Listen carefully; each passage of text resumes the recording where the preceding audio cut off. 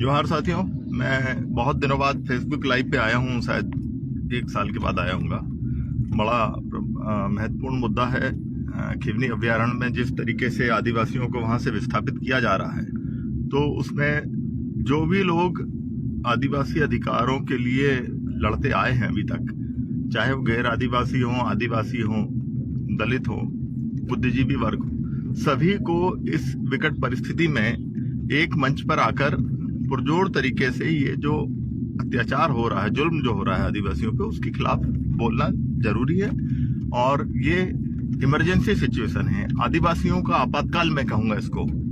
आदिवासियों के लिए आपातकाल की स्थिति है। It's a emergency situation for all tribals. तो इमरजेंसी सिचुएशन यदि है तो ऐसे सिचुएशंस में आपको और हमको तमाम मतभेदों को भूलकर मुद्दे पर एक मंच पर आना चाहिए। मैं आज इंदौर से खिवनी के लिए निकल गया हूं। 27 तारीख का जो आंदोलन था उसमें स्थानीय लोगों के साथ बहुत अच्छा प्रोटेस्ट रहा, बहुत प्रभावी प्रोटेस्ट रहा, लेकिन जो मांगे थी उन पर अभी तक शासन ने कोई उचित निर्णय नहीं किया।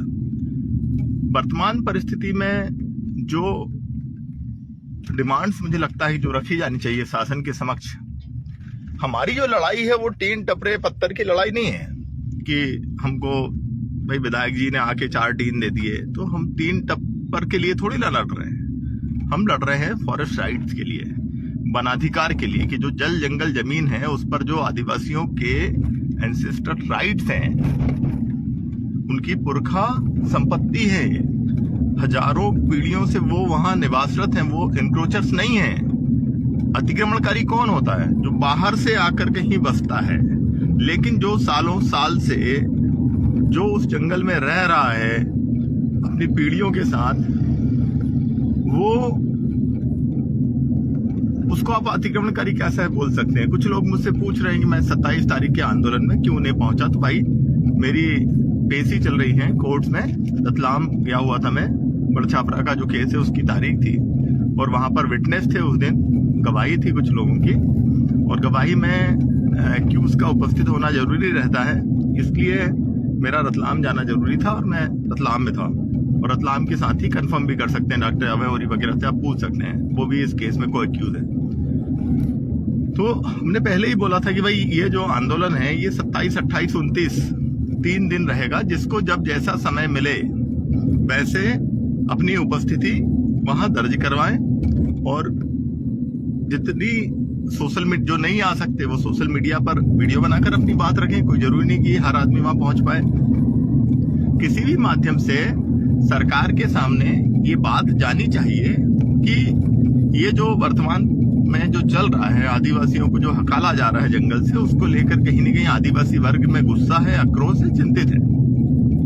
मैं देख रहा था कि कल माननीय मुख्यमंत्री जी का एक बाइट देख रहा था और उन्होंने बोला कि मैंने जनजातीय मंत्री को खिवनी जाने के लिए निर्देशित किया है।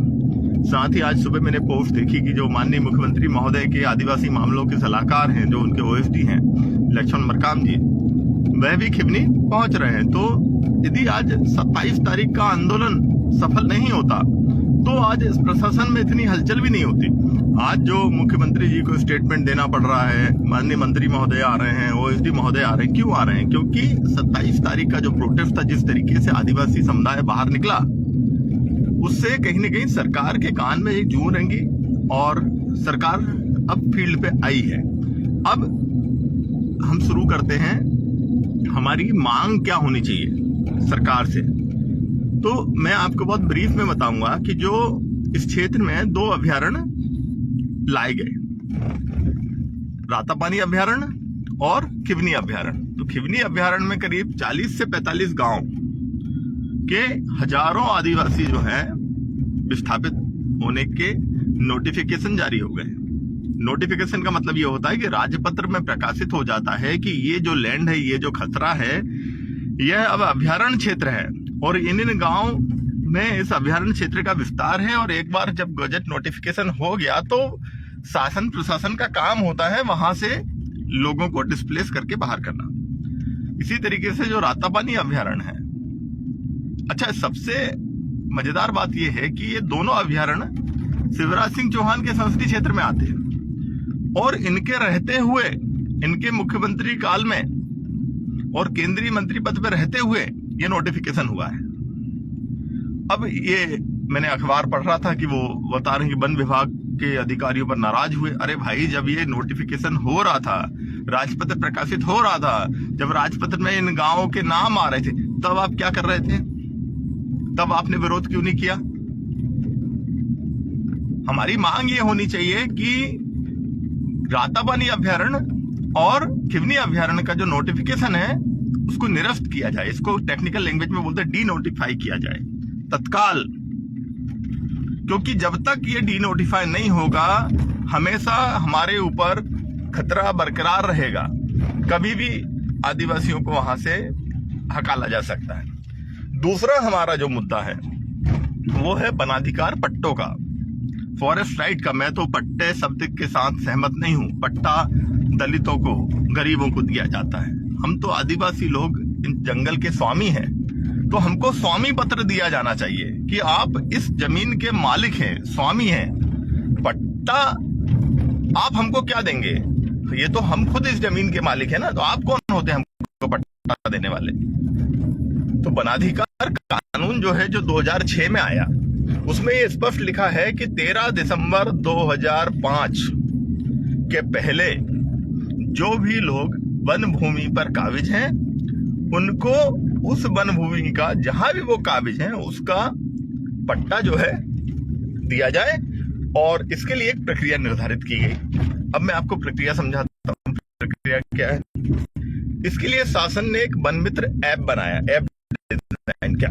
ऐप क्या होता है? जैसे मोबाइल के अंदर फेसबुक हम इंस्टॉल करते हैं, व्हाट्सएप इंस्टॉल करते हैं, इंस्टाग्राम इंस्टॉल करते हैं, तो ये ऐप होते हैं। तो इसी तरीके से वन मित्र ऐप इंस्टॉल आदिवासियों को करना होगा। अब शासन मतलब मान के चल रही है कि सारे आदिवासियों के पास एंड्रॉइड फोन है और उनको वन मित्र ऐप इंस्टॉल करते आता है। जब वन मित्र ऐप इंस्टॉल हो जाएगा, उसके बाद उसके माध्यम से आप वनाधिकार दावा प्रस्तुत करेंगे। अब वनाधिकार दावे में आपको आपकी 3 पीढ़ियों का कागज, लिखा पढ़ी चीजें आपको शासन के समक्ष प्रस्तुत करनी पड़ेंगी। अब आपको भी पता है कि आदिवासी वर्ग जो है, आपने उनको पढ़ने तो दिया नहीं पहले। अब आज आप उनसे उम्मीद कर रहे हैं कि तमाम कागज, डॉक्यूमेंट्स जो है वो आपके सामने प्रस्तुत करें। न उनके पास अच्छे वकील हैं कि वो अपनी चीजों को रख पाए। तो कई जगह ऐसा हुआ कि उनके दावे निरस्त हो गए। और जो तहसील स्तरीय समिति है जहां पर ये दावे प्रस्तुत किए जाने हैं, जो जिला स्तरीय समिति है, जो संभाग स्तरीय समिति है, वहां पर आरएसएस के अनुसांगिक संगठन जन अभियान परिषद, जो अनिल दवे जी ने जिसकी स्थापना की थी और जिसमें एनजीओस को एक तरीके से इसका हिस्सा बनाकर सरकार का एक पार्ट बना लिया गया था। तो जन अभियान परिषद से जो जुड़े लोग हैं, अधिकतर जगह इन समितियों के सदस्य वही हैं। तो भैया, जो आपको वोट देगा उसका पट्टा स्वीकृत हो जाएगा, और जो आपको वोट नहीं देगा या जो न्यूट्रल है उसको आप परेशान करोगे। भाई, आप पता करिए कि मध्य प्रदेश में कितने लोगों के वनाधिकार दावे अस्वीकृत हो गए, और जिनके अस्वीकृत हो गए वन विभाग को बोला जाएगा कि इनको जंगलों से बाहर करो। तो मुद्दा बहुत बड़ा है। मुद्दा सिर्फ एक खिवनी ग्राम का मुद्दा नहीं है। ये जो कार्रवाई है सतत चलनी है। सुप्रीम कोर्ट में पीआई जो आईएफएस ऑफिसर्स हैं उनकी जो एसोसिएशन है उन्होंने पीआई लगाई थी और पीआई लगाकर उन्होंने डिमांड की थी कि वन के अंदर जो अतिक्रमण है अतिक्रमणकारियों को बाहर करके और यहाँ अभयारण्य बनाया जाए, नोटिफिकेशन किया जाए। और इन सब चीजों पर आदिवासियों का पक्ष रखने की जो जिम्मेदारी थी वो किसकी थी? वो एडवोकेट जनरल सॉलिसिटर जनरल की थी। सॉलिसिटर जनरल जो केंद्र में सुप्रीम कोर्ट में सरकार का पक्ष रखते हैं उनकी जिम्मेदारी थी आदिवासियों का पक्ष रखने की। क्या वो सही तरीके से आदिवासियों का पक्ष रख पाए कोर्ट में? और क्या जो पार्टियां हैं जो आज आदिवासियों का हितैषी होने की बात करती हैं या जो आदिवासियों के नाम पर जो पार्टियां बनी हैं, क्या उन पार्टियों ने, मैं उनका नाम नहीं लूंगा, क्या उन पार्टियों ने अपने वकील के माध्यम से सुप्रीम कोर्ट में कोई आदिवासियों का पक्ष रखा? वहां हमारा पक्ष रखने में कहीं न कहीं कमजोर तरीके से पक्ष रखा गया। इसलिए एक तरफा आदेश हुआ कि जितने भी लोग हैं जिनके वनाधिकार दावे स्वीकृत नहीं है उनको जंगलों से हटाया जाए। तो एक बड़ा मुद्दा है और इस बड़े मुद्दे पर हमको अपने आपसी ईगो, आपसी मनमुटाव, इन सब चीजों को साइड में रखकर बड़े स्तर पर आदिवासियों को के हितों के लिए हमको संगठित होने की जरूरत है। और सिर्फ जेएस को नहीं, गोंडवाना गणतंत्र पार्टी, भारत आदिवासी पार्टी और एकता परिषद, आदिवासी मुक्ति संगठन और भी जो संगठन है, वनवासी कल्याण आश्रम, भाई वनवासी कल्याण आश्रम जो आरएसएस का एक अनुषंगिक संगठन है जो फॉरेस्ट पे काम करता है, आज वनवासी कल्याण आश्रम की तरफ से कोई अधिकृत वक्तव्य अभी तक नहीं आया इस मुद्दे पर। तो यदि वो दावा करते हैं कि वो आदिवासियों के हितों के लिए काम कर रहे हैं तो उनको भी आगे आना चाहिए और सबको सामूहिक रूप से सरकार पर एक दबाव बनाना चाहिए। दबाव बनने के बाद इन दोनों अभ्यारण्य का जो नोटिफिकेशन है उसको डीनोटिफाई करवाना चाहिए और फॉरेस्ट राइट एक्ट में जो प्रावधान विहित हैं उनको पालन करते हुए सभी लोगों को वनाधिकार पट्टे मिले, ये शासन को सुनिश्चित करना चाहिए। आज अपने बिजी शेड्यूल में से मैं बहुत व्यस्त हूँ अपने लीगल कामों में, क्योंकि कई सारे मुकदमे हमारे ऊपर चल रहे हैं, बड़ी पेशियों में जाना पड़ता है, उनकी तैयारी करना पड़ती है। तो भी आज चूंकि संडे है तो समय निकाल कर मैं खिवनी जा रहा हूँ। आप सब लोग जो भी इस मुद्दे को समझना चाहते हैं तकनीकी रूप से, मीडिया बंधु, उन सभी से मैं आग्रह करता हूं कि मैं 11:30 के आसपास मैं खिवनी पहुंचूंगा, तो हम वहीं पर